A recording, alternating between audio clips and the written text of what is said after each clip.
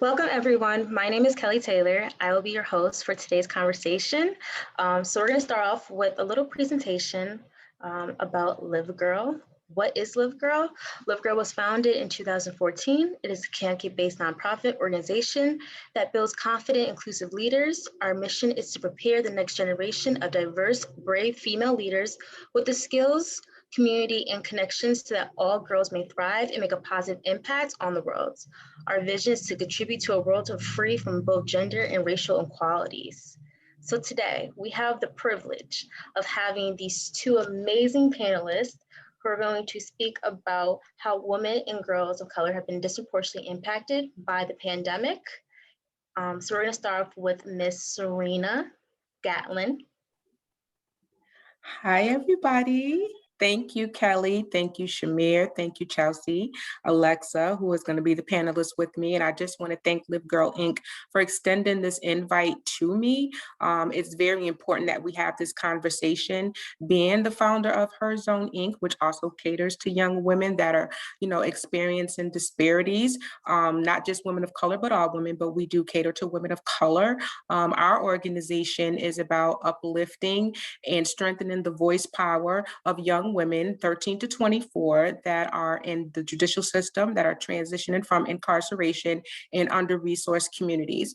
And the reason why, Her Zone Inc. was started was because of my disparities that I faced as a young woman, as a teen mother, as someone that was in the foster care system. And, that definitely went without any type of resources or help at the time as I was growing up and even currently. So I really just want to take the time to, again, thank Live Girl Inc., Kelly, Chelsea, Shamir, and the whole entire staff for having me in this much needed conversation. Thank you, Serena. You're welcome. Next, we're going to have Alexia. Hi, my name is Alexia Jackson. I'm from Colorado, but I recently moved to North Carolina for school.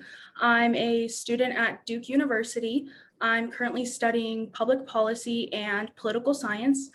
At Duke, I'm a university scholar, which means I have a full ride through the Gates Foundation, and also through that I get to work at local middle schools. And so young girls is really important to me, and my own upbringing, of course, has influenced me to be passionate about this topic. I am a partner at the American Futures Institute, which is a student-led think tank on campus. And through that, we got to partner with Live Girl, which is where I ended up researching the topic we're talking about tonight. I work in the social policy division, and so I get to oversee research and client projects, and I've looked at an array of topics, including education, restorative justice, and campaign donations, but most recently, COVID-19 and young girls. And I'm really excited to be here tonight and hear from everyone. Thank you, ladies, for both sharing. We are so excited about tonight's conversation, which is the Listen, Learn, Act, again, conversation of how women and girls of color have been disproportionately impacted by the pandemic. Again, Live Girl, we believe conversation is a catalyst for change. Listen, Learn, Act conversation series has been thoughtfully designed to engage youth and their parents in racial justice advocacy. In order to achieve racial justice, we must learn, unlearn, and listen to, then amplify the voices of colors and experience. So again, I'm so excited and honored to have these two phenomenal panelists here. They are so insightful. It might get real, it might get candid. Yes. We are here for that, but this is a conversation that's well needed, and we are looking forward to this conversation. So let me pull up my screen, and I'm going to start off with Alexia. Do you want to talk about your report that you made for Live Girl?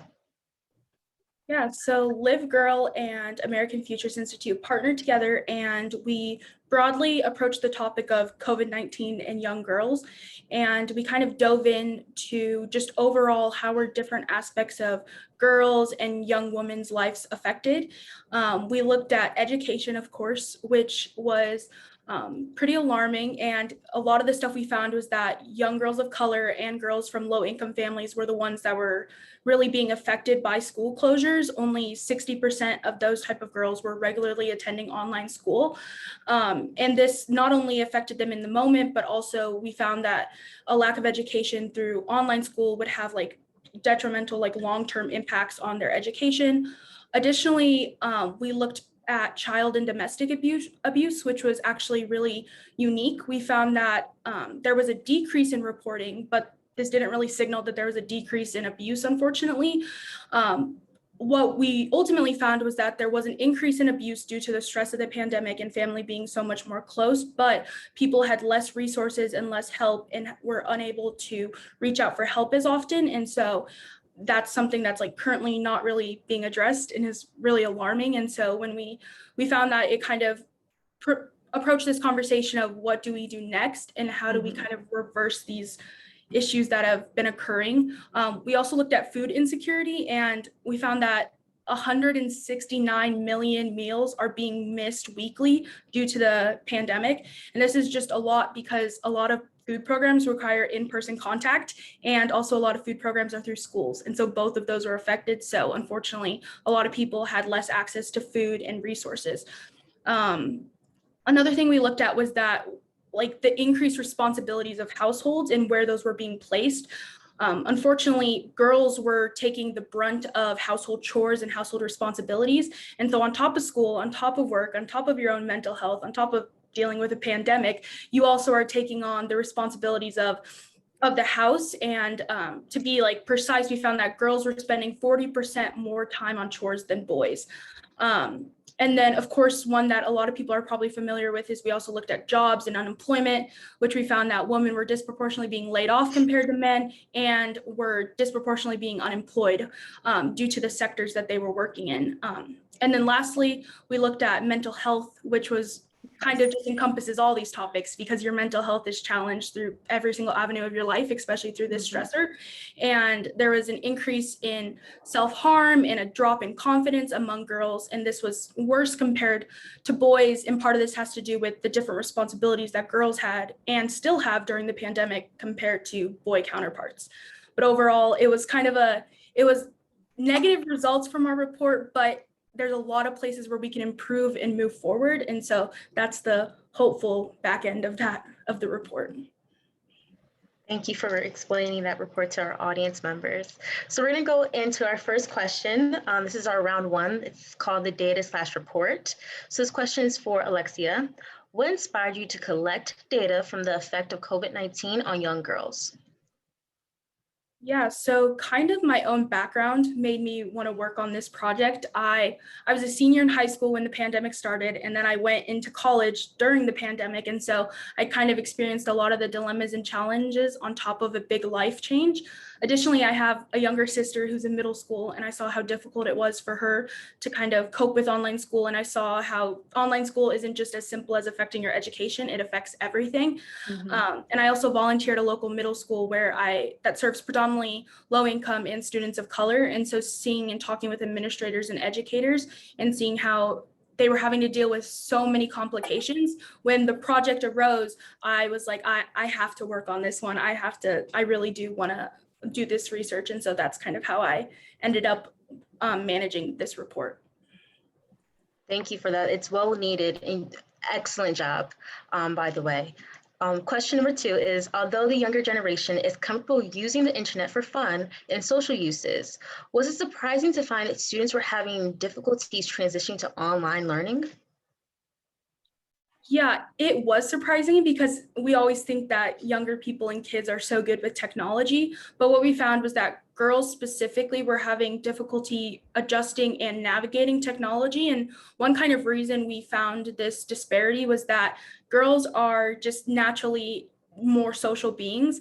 And so school, without the social aspect, it's online. And so without that social connection, navigating online school can be really hard. And additionally, when girls have worked in online spaces before, a lot of it has been through social media or spaces where they get to be social. But online school isn't really like that. It's, you log on, you get it done, and then you lie on your bed after because you're so tired.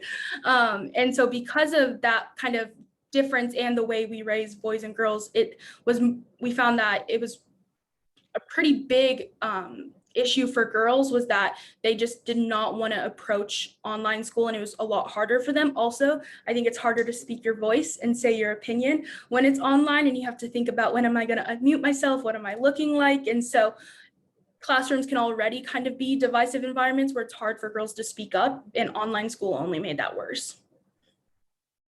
Thank you for sharing your input. Serena, do you have anything to add?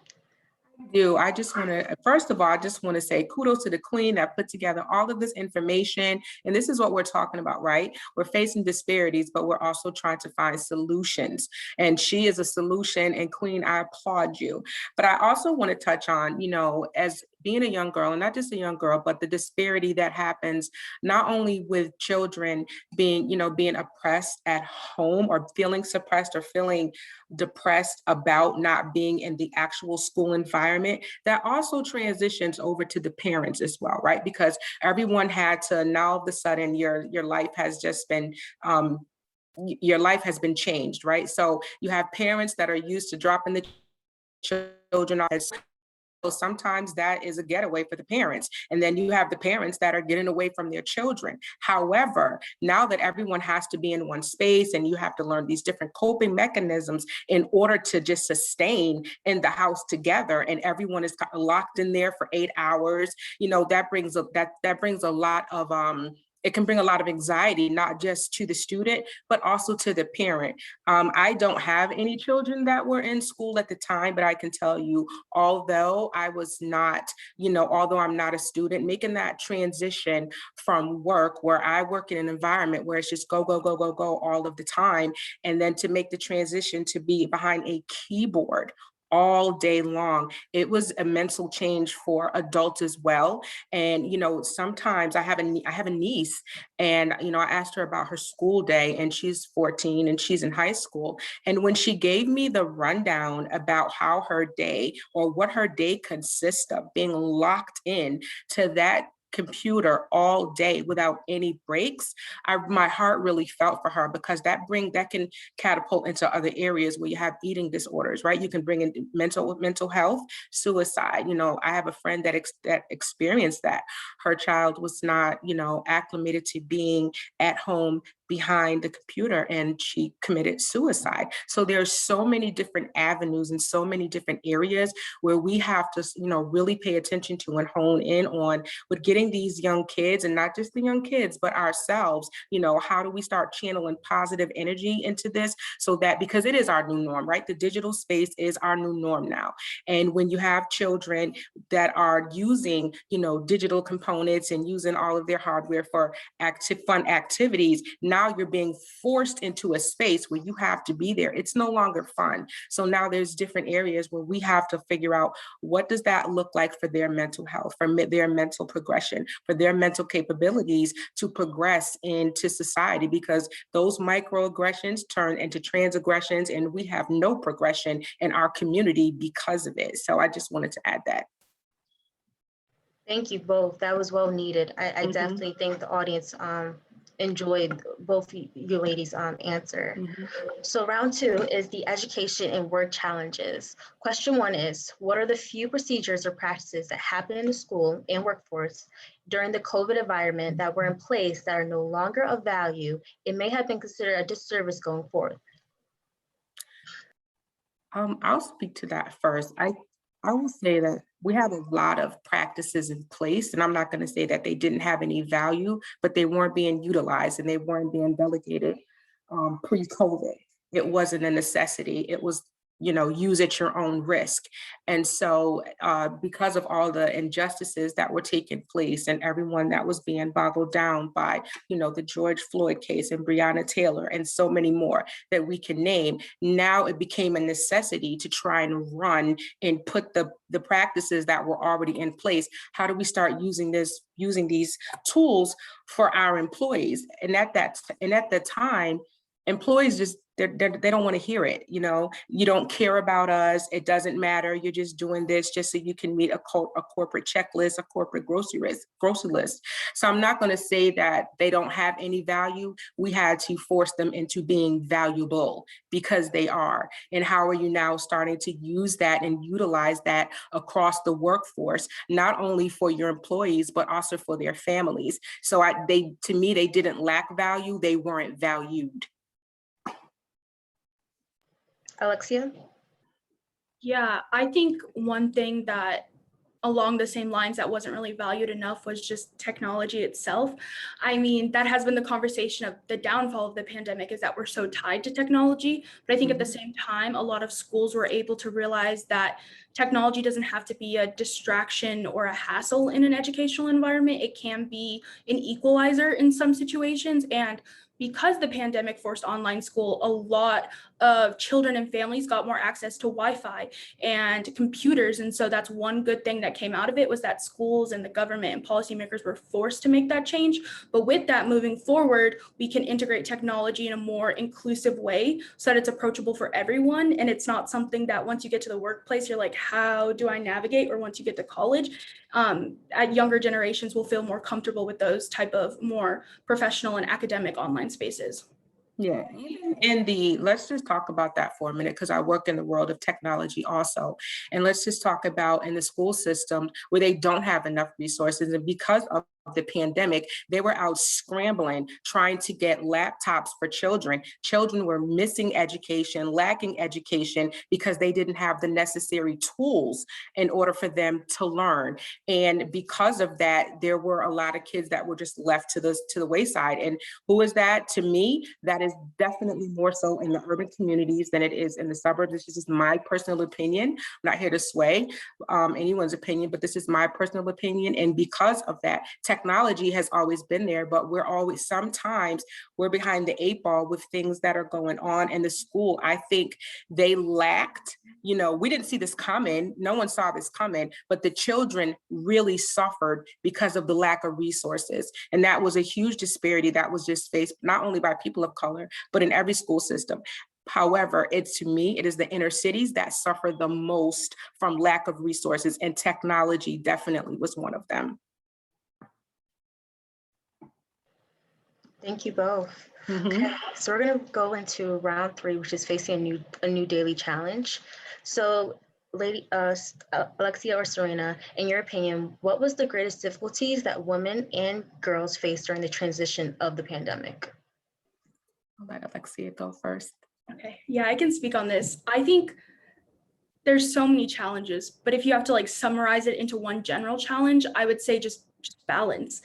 Women are looked to nurture and be problem solvers and take care of the family, and also mitigate conflicts in environment or in workplace or academic environments. And then the pandemic occurred and everything was falling apart, and women were expected to fix their lives, their mental health, but also sometimes, a lot of times, their family's lives, their kids' lives. And so everything in the world came crashing down on women because of this nurturing mother stereotype. But also it is sometimes true, but it also in this instance was harmful. And so there was misplaced responsibilities. There's no reason that women should have to figure out what their family's going to do. It should be a family conversation.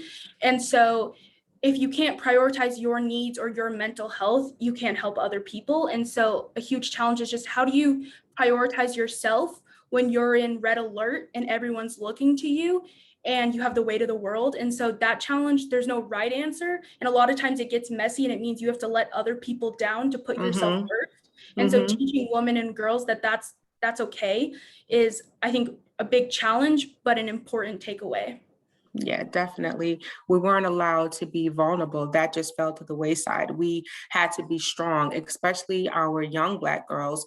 We just had to be strong, right? Because in the Black community, it is promoted. You have to be strong from childhood, strong, strong, strong. So that's all we know. And your strength, it turns into a weakness because you're not allowed to be vulnerable. You're not allowed to use that. And that really hurt a lot of our young Black girls. They felt as if they had no one to turn to, no one to talk to. I'm a true believer in everything starts at home. And I think, I believe everything starts at home before it spills over into the community. And if we just allow our younger, especially our young girls, right, to be open, to talk, to have real conversations, we can teach them the balance between strength and vulnerability. And we can let them know neither one is bad. Neither one is bad. You have to make a commitment to yourself, not to abandon yourself. So, and this is what we need to teach our young women. It's okay to be vulnerable. I mean, young women, we have to, you have women here, we have to cook, we have to clean, we have to get, the work day scheduled. We have to, are you doing your chores? Are you doing your homework? There's a lot of things. And we just, on top of that, in front of a computer, working on Zoom with the camera off, right? Trying to balance life, and you just like in a whole shambles, but you can't be, you know what I mean? You have to be strong. So we have to teach that vulnerability also is not a bad thing. It's okay, to be vulnerable, to speak up, to have a, what does your true support system look like? And if you don't have a support system, where can you find a support system? And these are the things that we really need to, because our next generation, they're coming up behind me. I'm here. I'm the person that needs to help our younger generation understand. And that's why Her Zone was created, to help with the voice power of young women and working in media, right? Because it starts in media too, where Black women and young women are devalued so much, right? And there's so many stereotypes, and the narrative about us it's already written. It's already written. And because we have to carry the weight of the world on our shoulders, we're not allowed to do anything else but carry the planet. And Her Zone is here, we're going to, as a media platform for young women, to teach them how to strategically use their voice, how to speak up, how to be strong, what vulnerability looks like, what your mental health looks like. What do you look like? How do you feel? It's about putting you first and letting you know that it's okay. Because if you're not nurturing your being, if you're not nurturing your mental state, your physical state, reflect your reflective state of yourself, we're going to continue to fall to the wayside for Black girls, and our Black girls are going to continue to struggle.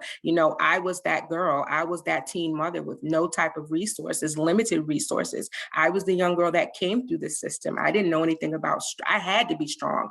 I was forced to be strong at a young age, and I didn't know anything about being weak because I couldn't be weak, right? And we see ourselves as victims, and I didn't want to be that victim. I just had to keep being strong and keep being strong and keep being strong, when that's not real. It's not reality. So it's organizations like Live Girl Inc. and, Her Zone Inc. that are helping to, change the narrative of what strength looks like for young women, especially young Black women. I think along those lines, speaking on like strength and vulnerability and things starting at the house, I think in a way the pandemic did force a change within a lot of households because you all are home together at the same time. And so it's harder to hide certain things. You can't hide certain mental health struggles. And so your family and those that are close to you are forced to see it, which means that they're most likely going to jump in and help. But then on the other end of outside of the family, I think a lot of support systems are now leaving the pandemic stronger because we all got so more accustomed with technology that a lot of people realized I don't have to put people together to make change. We can all hop on a Zoom and we can have a support system, and I can make real change with people across the world because now we all are so more used to technology.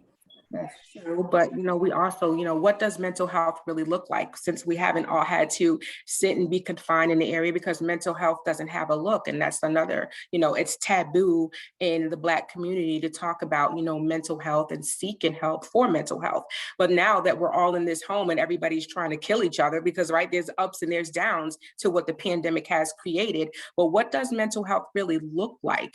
If you don't know what it looks like, because it doesn't have a specific look, you don't know if that's really what it is, right? So we have to learn how, again, conversations, and we can't be afraid to have those real conversations in our home first, because there is no look, and seek outside support if you don't. So we have to definitely, do away with the stereotypes of, therapy and mental health, because again, there's no look to it. And if you've never been through it, let me tell you, I can tell you, even for myself, I went through like anyone else, I went through a lot, in the pandemic, and I had a surgery through the pandemic, and that itself it really messed with my mental state. But in my household, it didn't look like that because I had to come in and be strong, right? I had to come and be strong. But when you're being forced into a situation because of a pandemic where you have to go into the hospital with no one there to support you, you have no support whatsoever, that really messes with you mentally. And so we have to like, what does mental health look like? No one would have pegged me as having a mental health issue, but you don't know what that trigger is going to be. So I just wanted to say that. So I think now that we are where we are in America with everything that is going on, let's not make mental health something that has just this one defined look. How do we just start to, notice and understand and be transparent with each other so we can tackle those issues? Even if it's not a mental health issue, it's still a mental deficiency that you're going through because of the pandemic. Let's just say because of the pandemic. That's what we're here to discuss. Ladies, that was amazing. The chats are going crazy. Christy wrote, "This is such a great conversation and so many gems are dropped. Vulnerability, value, awareness of strain turning weakness, ensuring that we have a true support system." Serena, Alexia, and Kelly, #powerful. Oh, thank you. But the chats are going crazy. Wow. So I'm really, really interested to hear both of you ladies' next answer to this next question. Do you think some of the challenges that women and girls of colors faced during the pandemic were made culturally than economic, or vice versa? I'll let Alexa go first. Yeah, so I think it's easy to classify issues as economic because that's more black and white. But I think a lot of the issues, even if we think they're economic, really do boil down to social and cultural issues. For example, like having to do more chores or being laid off of work or being in high risk jobs that put you at more risk for COVID all seem like economic issues. But the reason those things are occurring is because of our culture and our social expectations. And so why was mental health so much worse? Because we didn't have the necessary conversations before the pandemic, because we didn't have enough support systems. And so even if I think issues really do come down to how do we interact with each other and then how do we view others? And a lot of the times women were disproportionately and young girls affected in economic realms because of social and cultural views of them, the stereotypes of they can handle it, or they're more dispensable in the workplace, or their opinion doesn't matter as much, or they should be focusing on their kids at this time.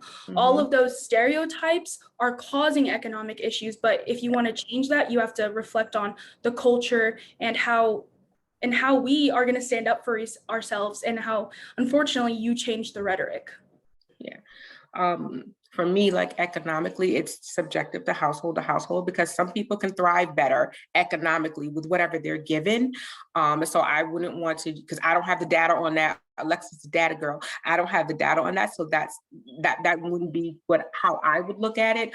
But economically, I can tell you, from my community, I can speak about my community, just how it's suffering, right? It's just suffering economically across the board, because when provisions are being, and I don't want to get into any type of political conversations at all, but when provisions are being spoke about, or they're being, introduced, to whom is going to receive the help and whom is going to receive the resources. From my experience and just from my observation, it is not the Black community, and it is not the young Black girl that needs that help, or the young Black man, if we have you listening. It's not. So I think, if you do the overall numbers, if you show like the overall numbers, this is just in my mind, if you do the overall numbers, it'll show, geographically what communities are suffering, and it's our communities that are suffering. We're not on the front lines for resources at all. So we have to let me tell you, in the Black community, listen, we know how to make $1 out of 15 cents. Okay, we do, right? And that's what a lot of families have had to resort to in this pandemic. I know so many people personally that really had to adjust, their lifestyle and what they had, just so their family could stay above water. And even at, my place of employment, when the furloughs came out, I thought I was going to be on the front lines for it, because just for me, that look, Black people always put on the front lines, right? So in my mind, I started adjusting, economically, but I'm but I'm blessed to be able to do that for myself.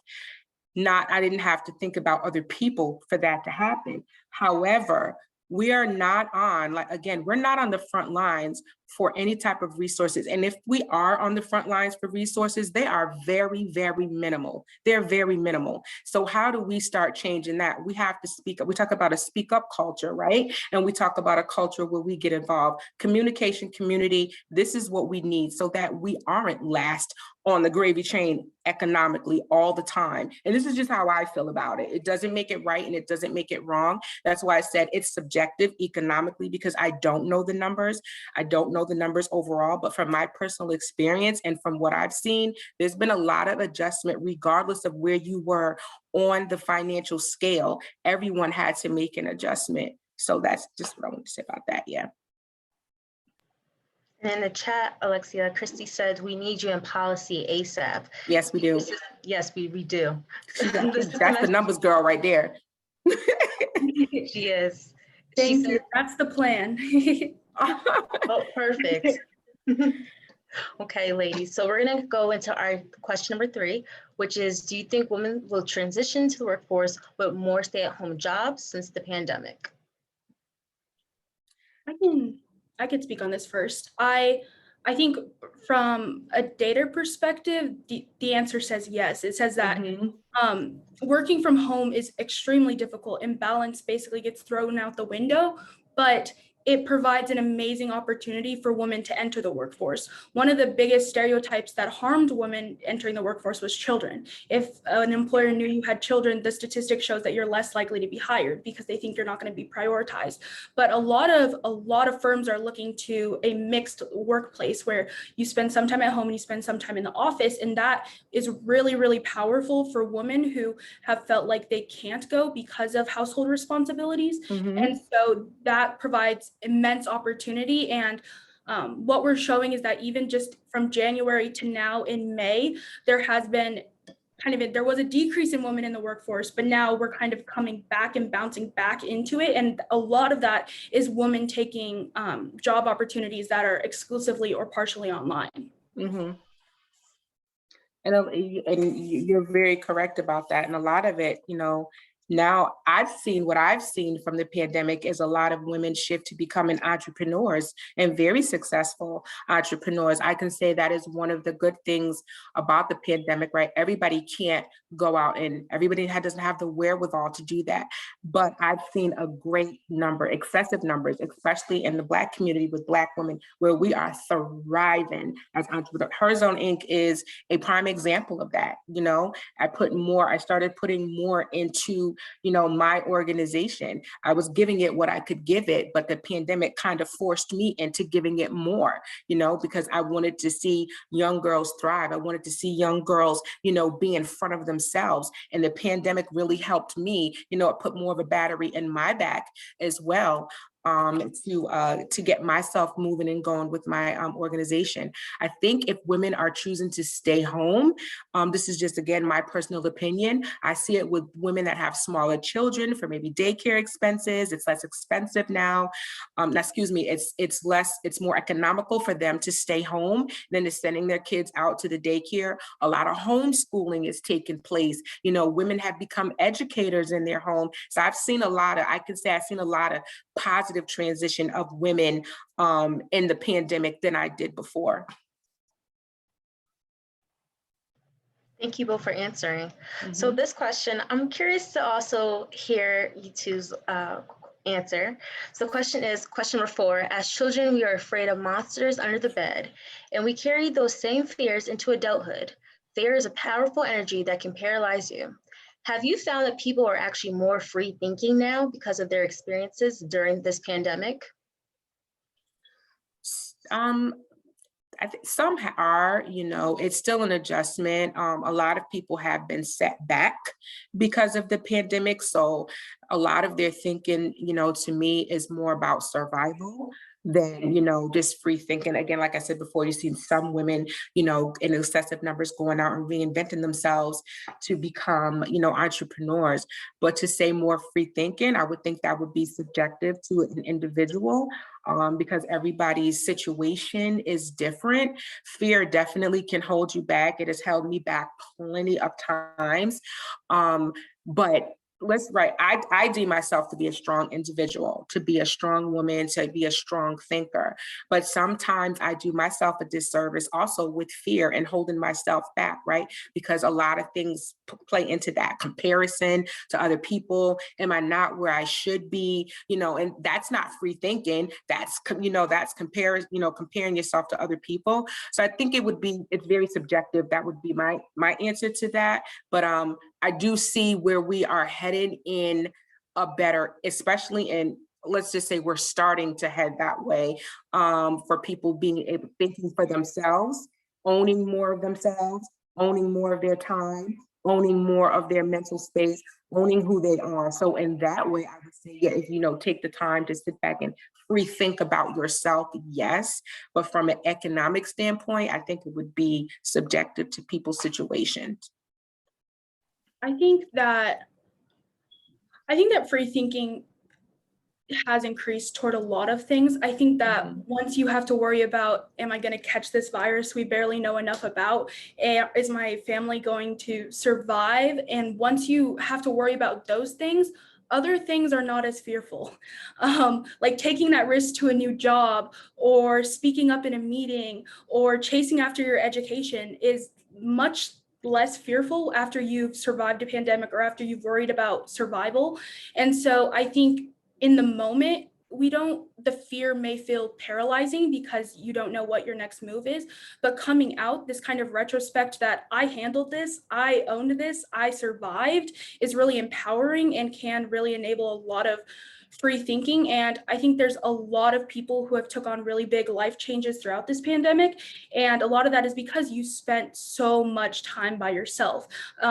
Like people have never spent a study showed that people have never spent this much time alone in the past 50 years. And so when you spend that time, yes, there's so many bad implications, but you also do a lot of internal reflection, which can lead to free thinking. Like, am I doing this because I need to, or am I doing this because I think this is what society wants me to do, or this is what people will view me a certain way?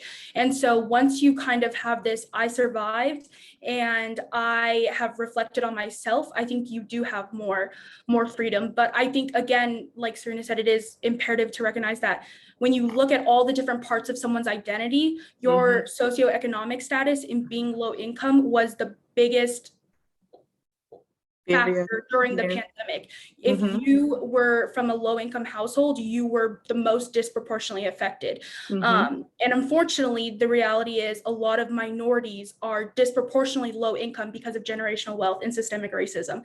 And so the fact that income and socioeconomic status has such a big deterrent, it does to a certain extent ruin free thinking, but you still can, a lot of freedom was still gained toward other subjects. And again, along those lines, a lot of people realized I don't need the government or some national solution to save me. A lot of times my solution can come from within my community. A lot of programs that we looked at from schools were not implemented by policymakers. They were implemented by community leaders who knew what their community needed. And so a lot of help that low income families got was from their community and from individuals who knew their struggle. And so I think that's freeing in a way that you're not helpless. You can initiate change whenever within your own community. All it takes is the passion. Yeah, first you have to know that you can do that though, right? But we have to teach people that fear isn't always a bad thing. And I think it's easier said than done sometimes for you to actually get out there and advocate in your community, right? Because it looks different for everyone. It's not always easy for the Black community to go outside and congregate and advocate and protest for what they want because of how you're viewed. So because of how you're viewed, it's different in each community, but we definitely have to, first of all, fear has to, it has to have another definition other than a negative context around I've failed, we've failed as a person. We've failed as a community. We're not failing at anything. We just don't know enough, right? And with policyholders and people in legislative that are making these decisions, they're not always cheering for the right thing, and they're not always cheering for our community. They're not always cheering for our community. And so we need young women like Alexa. We need Live Girl Inc. We need Her Zone to help not just ourselves, but also our younger generation, how to get out there and do that, right? How not to be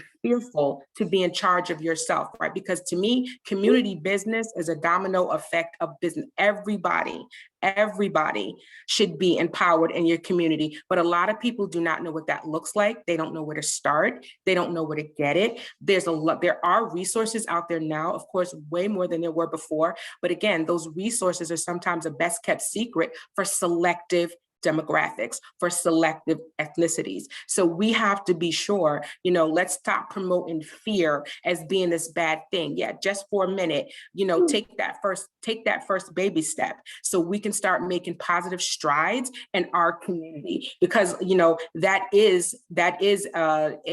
that's something that is not really promoted for us. They're scared to go out there and do what they need to do in order to thrive as a person and also to thrive in your community. So how do we help start changing that? What's the call to action? How do we start sowing positive seeds so people are not fearful, so they can take care of their families, so they can get the fair resources that other communities are getting? How do we start doing that in our communities, especially for young Black women? Because young Black women hold up the communities. We do. And we have to empower our young Black women, to get into these spaces, make a difference, use your voice. How do we teach you not to be fearful, to use your voice so we can impact the fear that you feel in a positive way? It's not fear, let's teach. I think another important fear to recognize that I just thought of as you were speaking is that I think a lot of people deal with the issue of when everything's going wrong and there's so many societal issues. We're dealing with a pandemic, protests, racial injustice, all these things. A lot of times it can be easy to sit there and feel like, I need to solve this. I need to make change. I need to be the one to do everything. And I think one fear that really does need to be addressed, especially for Black women that hold so much weight on their shoulders, is that you don't have to always. Sometimes it's okay to just stop. And just focus breathe. On thrive, focus on your mental health. I think one thing throughout the pandemic that I learned and taught and reflected on was that it's okay to not be doing anything. The world will still have problems to solve in however long you need. It's okay to take a break, and you need to address the fear of not doing something, or the fear of being lazy, or being perceived as not doing enough. You're doing enough. Being alive is doing enough. So addressing that fear is also important. Exactly. It's like when Black women and young Black girls, we want to take a pause and we want to take a break. Like you said, we're lazy. We're not looked at the same, right? Oh, it's you're not doing enough. No, I need to breathe. I need to live. And I think, and that also for me, like what you just said, it triggers going back to, the difference in the home and the pandemic, where there was the disparities between Black women and, other ethnicities. We're not looked at the same as if we're staying home. We have to be those machines. We're pulling with this, but because of the, I don't like to go into numbers again, but because of, households being a single home, a single economic household versus a married household. And when Black women or young Black girls, we are already automatically, okay, let me just slow down and let me just say, I'm going to say this. It goes back to, like you said, the fear of the pausing and you wanting to rest and you needing a break.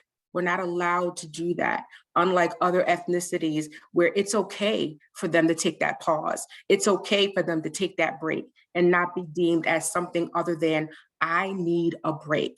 We have to keep going and going and going, but we need to be able to institute healthy breaks and know that it's okay for you to take that pause and for you to take that break. I hope I'm saying, trying to match what Alexa is saying here, because it's very important that she brought that up. We need those breaks. We need those pauses, right? But we're fearful. We don't want to take them because we may lose our job. Our job is we're already in the pandemic. We already know there's slim pickings for employees or who may go first, right? So we need to not be fearful that those retributions will come, because we need a break, because we need to pause. And I think if we're allowed in our homes, in our professional lives, to take those pauses and to take those breaks, we can use our mindset and our mental capabilities to get into a healthy place. But it has to be promoted to us. We have to know that we are allowed to do this without facing any type of negative repercussions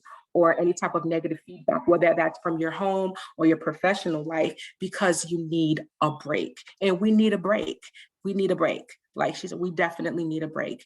We're strong, but we also need a break. And you shouldn't be crucified because that's what you need. So that's something else that we really have to, even in your professional space, that type of thinking needs to be implemented. Someone shouldn't be fearful because they need a break, because we all need a break. And young Black girls and young Black women are not given the same breaks that other women are given.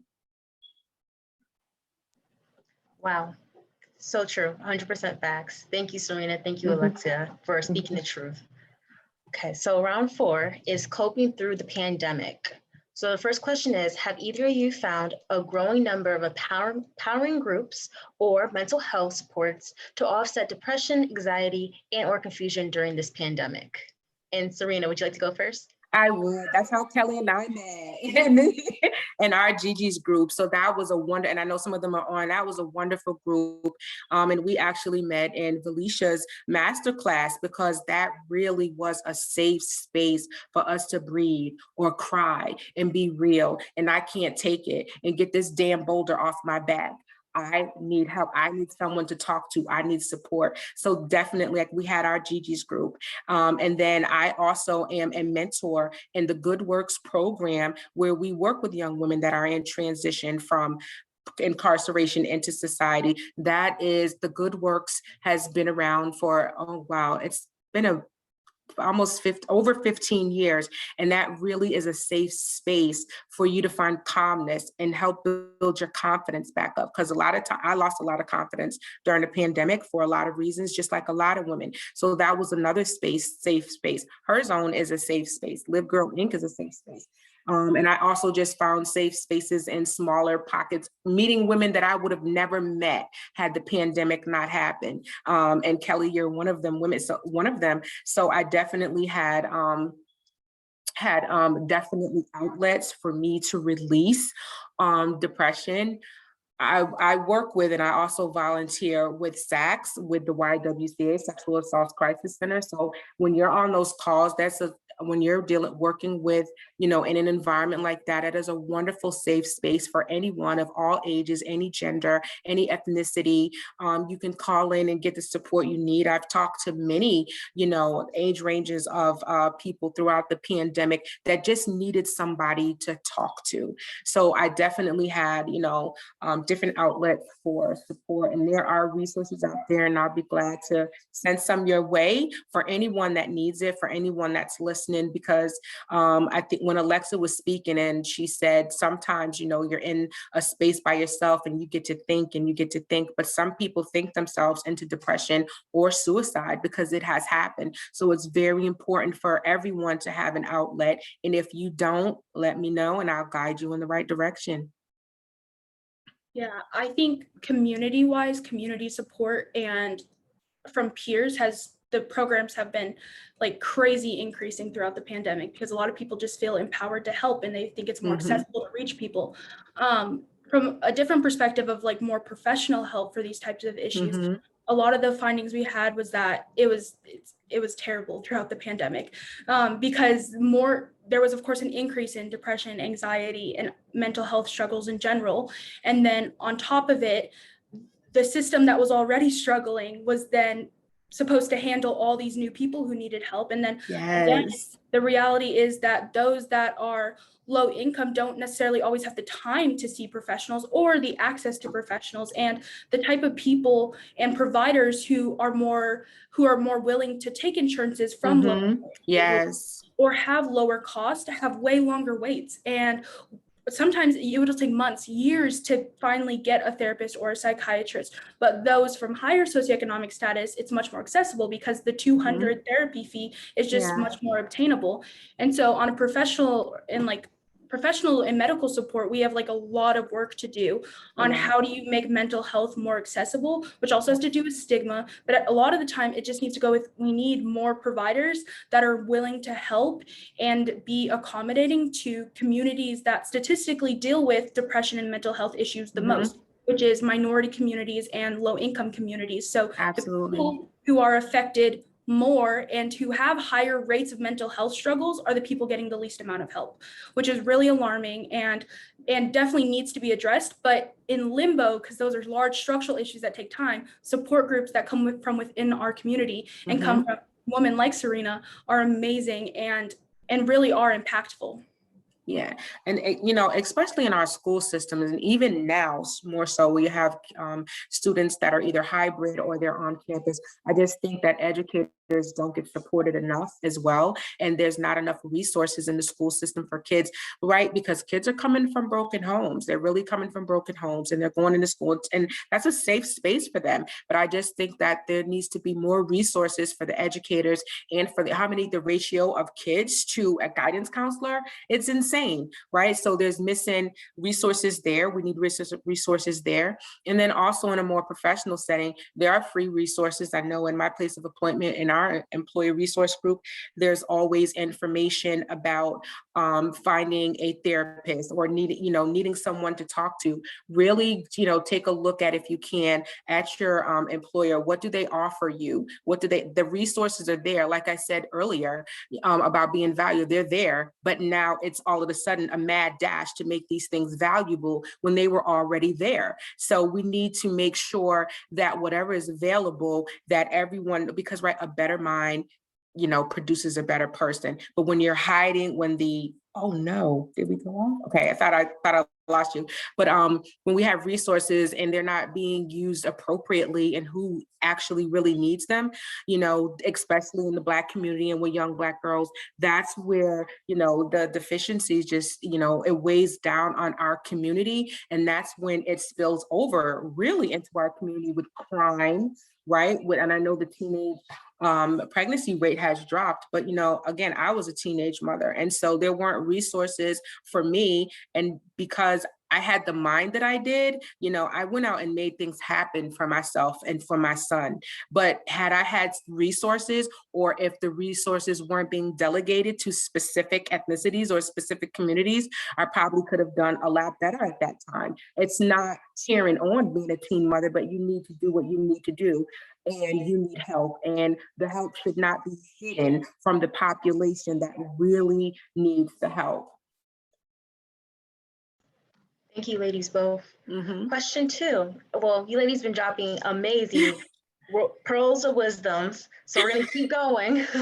So I would love for you to share any words of wisdom for women and girls of color that has been experiencing especially difficult times coping through the pandemic. I'm going to say queen. That's where I'm going to start with. You are a queen, and understand you need to put yourself first. You need to put yourself in front of everyone. It is not selfish to do. You have to do it, right? You live your life for other people for various reasons. But at some point, you need to step back and make a commitment to yourself. You need to make that commitment not to abandon your soul, not to abandon your peace, not to abandon who you are. And this is a speak up culture. Speak up. Find someone that you can talk to, someone where you feel there's a safe space. Because without, someone feeling secure with who they are, that just it's a trickle effect of more negative behavior when people feel alone. You are a queen, you are a king. If you're listening, put yourself first. There is nothing wrong with that whatsoever. Do not be afraid to speak up, whether, your ethnicity, your gender, however you identify. It is okay to be you and be happy with you. Live in your soul, not in your role. Know who you are, and that will help. And I'm not going to say it's easier said than done, because I've been there, queen. I've been there, king. Again, I've been a teen mother. I didn't know what was coming towards me. I didn't know if I could look left or right. I just knew I had to do it. I didn't have the support. The support is there. I went through the foster care system, no confidence whatsoever, no resources whatsoever, had to figure out who I was. And that transitioned over into my adult life. I didn't want to be seen as the victim. I didn't want people to know that that was my circumstance, but I did myself a disservice by doing that. Right. And as a Black woman, now we are living in a time where it is our time. Do not hide behind who you are. You walk proud. You speak loud. You let people know who you are in a positive manner, right? Because negativity is easy to come by, but you want people to know who you are. You stand proud with your locks, with your dreads, with your fro, whatever it is, however you identify, be yourself. Never ever be afraid to be you. Authenticity and integrity pays more than negativity, and disassociate yourself from evil entities, from people that are trying to tell you who you are. And sometimes when someone is trying, depending on the resource and who the messenger is, they may be telling you the right thing, but be mindful of where you are getting your information about who you are. Claim your queendom, claim who you are, know who you are, and it's okay. It is okay to be you, and don't ever be ashamed to be who you are. Live in your soul, not in your role. I think there's so much advice to come out of this pandemic, but I think the most important takeaway that I have is that you need to give yourself enough space and balance in your life, and you need to validate your own emotions.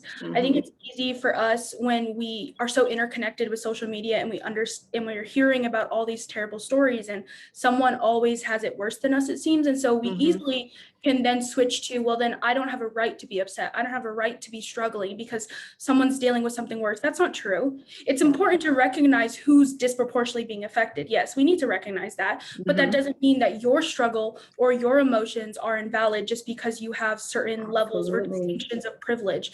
So recognizing that it's okay for you to feel this way and your feelings are valid regardless of what others are experiencing is really important. And so I think moving forward, you need to find what balance is to you. Yes. And then make sure you're giving yourself enough space to live in your emotions while also recognizing other people's struggles. Both can happen simultaneously. You don't have to disregard your own feelings just to recognize other people's struggles. Absolutely. Give yourself grace for who you are.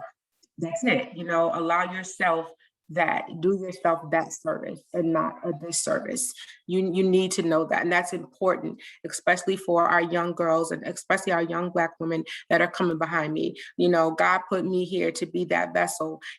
How do you know what your purpose is if you don't even know who you are? You can't claim a purpose if you don't know your purpose. And your first purpose is to be yourself, So I just want all my queens and kings out there to understand you matter. You matter.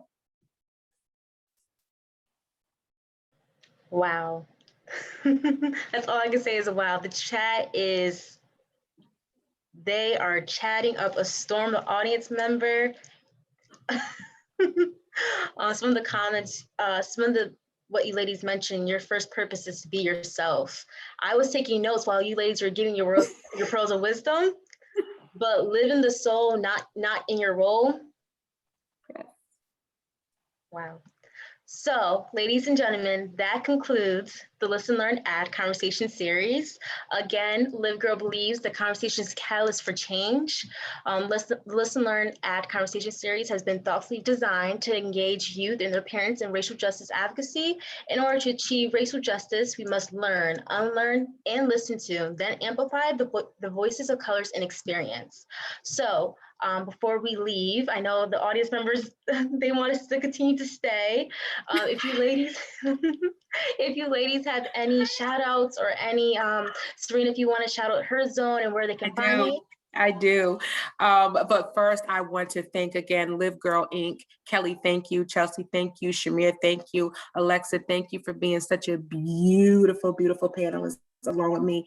Kudos to everything you're doing, Queen. Her Zone Inc. Her Zone Inc. on every platform, Twitter, Facebook, Instagram, at Her Zone Inc. We are also at herzone.org. Please subscribe. You know, we have a lot of great things coming for the community and for young women in our community. We are here to stay. We are here to empower. I want to thank my team, you know, the Her Zone Inc. team. I love them. I appreciate them so much. You know, it's been a joy building Her Zone, but now I have a team that not only just cares about me, but we care. We are a crew of Black women, diverse and talented women, and we are here to stay, and we are here to empower all of you. Yeah, I also want to say thanks for the opportunity, and it was so nice hearing Serena's perspective, and you're doing such amazing work. I'm so happy to and honored to have been on this panel with you, and yeah, just shouting out American Futures Institute, which is what allowed this opportunity. We do plenty of research and client projects relating to so many types of social issues that we talked about tonight. And so, yeah, we're currently revamping our social media and everything, but if you have any inquiries about American Futures Institute or would love to partner with us, feel free to reach out to me. My email is just my first and my last name, alexia.jackson@duke.edu. I'd be happy to connect and have more of these wonderful conversations. Oh, thank you, ladies. Thank you, ladies, again. So our next Listen, Learn, Act series, part 3, will be on June 9th via Instagram Live. And then a couple updates. Live Girl is having a fundraiser event called She is Rising, an art benefit, family fun day on Friday, June 4th, from 5 p.m. to 7 p.m. And that too will be in the chat. Ladies, I cannot thank you enough. This was amazing. We might have to do a part 2 to this. This was so insightful. And honestly, we only touched the bottom layer. We didn't get there. Yeah. So thank you, ladies. It is 8:01. I want to be respectful. The chat saying yes to part 2. We have to go. Thank you for everybody that logged on and supported Live Girl Inc., that supported their mission, that supported this event today, that has supported Alexa and supported Her Zone. Thank you. Thank you. Good All night, right, everyone. Bye, ladies.